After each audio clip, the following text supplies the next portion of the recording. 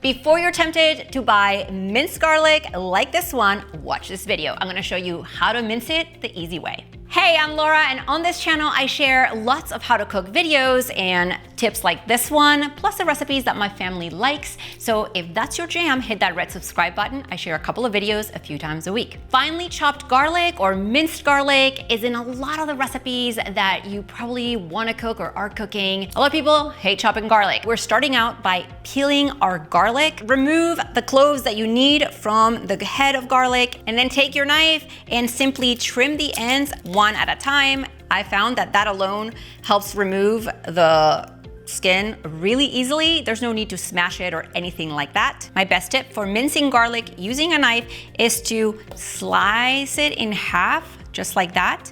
And now I have a flat surface and the garlic clove is not gonna be rocking back and forth. For mincing it, you may just wanna make fine slices. Now that you have fine garlic slices, you can take your knife and chop it up into tiny pieces. If these are too big, you can take your knife and rock it back and forth, just like that.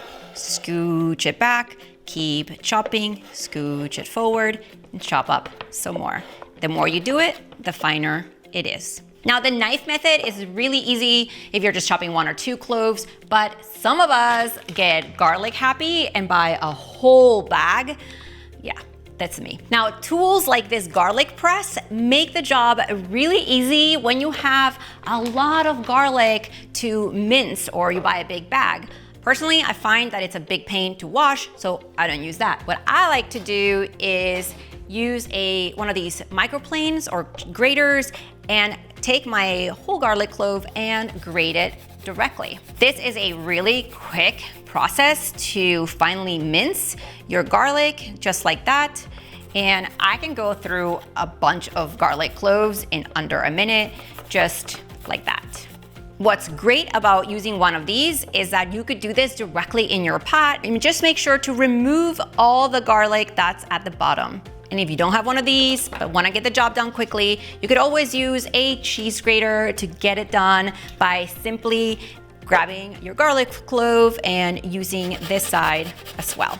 And that, my friend, is how I mince garlic with a knife and without a knife. If you enjoyed this kind of how-to videos, give it a thumbs up so I know to make more on my channel. See you next time.